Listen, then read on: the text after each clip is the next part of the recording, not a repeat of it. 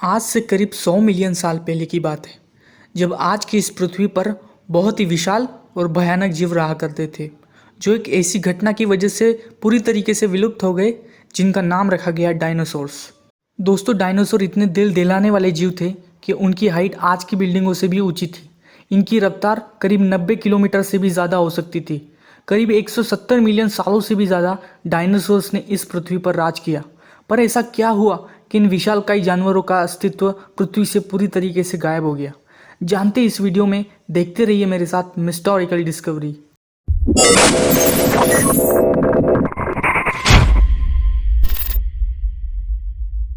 Dinosaur शब्द का origin Greek से हुआ था। डीनोस प्लस सोरस। डीनोस का मतलब भयानक और सोरस का मतलब छिपकली, यानी एक भयानक छिपकली। आज से करीब 183 साल पहले डायनासोर का पहला फॉसिल पाया गया था और रिचर्ड ओवन नाम के ब्रिटिश साइंटिस्ट थे जिन्होंने डायनासोर शब्द का प्रयोग करना शुरू किया।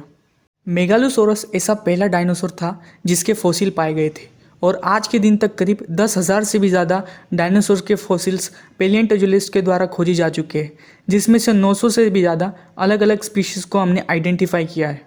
ऑन एवरेज हर साल 45 से भी ज़्यादा न्यू डायनासोर की स्पीशीज़ को पाया जाता है। साइंटिस्ट के अनुसार डायनासोर्स 230 टू 240 मिलियन ईयर्स पहले इमर्ज किए होंगे।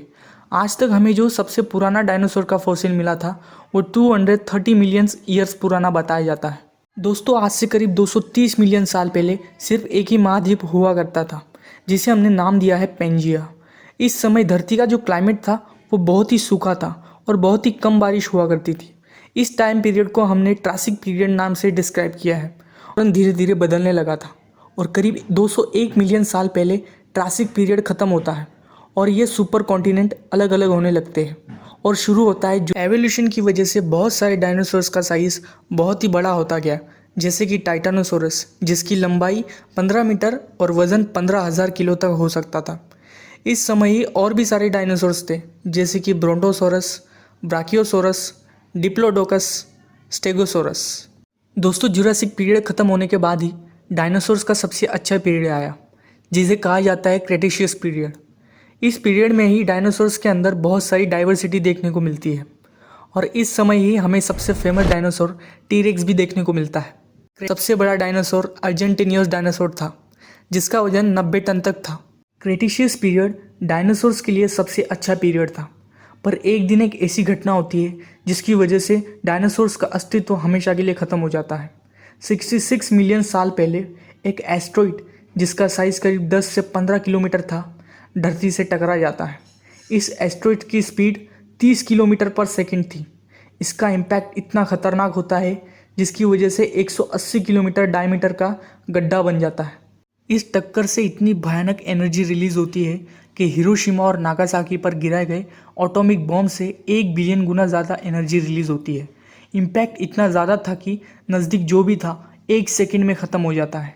ज़मीन इतनी ज़्यादा गर्म हो जाती है कि आसमान से हॉट डस्ट की बारिश होने लगती है। पूरी अर्थ का टेम्परेचर कुछ वक्त के लिए बहुत ही ज़्यादा बढ़ जाता है। इस डिज़ास्टर में सिर्फ छोटे एनिमल्स ही सर्वाइव कर पाते हैं। इम्पैक्ट के कुछ टाइम बाद शॉक वेव्स आती है। हज़ारों किलोमीटर तक जंगलों में आग लग जाती है। बड़े बड़े सुनामीज आते हैं, एसिड रेन होने लगती है, भूकंप आते हैं, ज्वालामुखी फटने लगते हैं, जिसकी वजह से सारे लैंड एनिमल्स मारे जाते हैं। इस इम्पैक्ट की वजह से धरती पर अगले 3 साल तक सनलाइट नहीं पहुंच पाती। सारे प्लांट्स की स्पीशीज़ ख़त्म हो जाती है और यही अंत होता है क्रिटेशियस पीरियड का, जिसमें ऑलमोस्ट सारे डायनासोर्स मारे जाते हैं और नए जानवरों को अपॉर्चुनिटी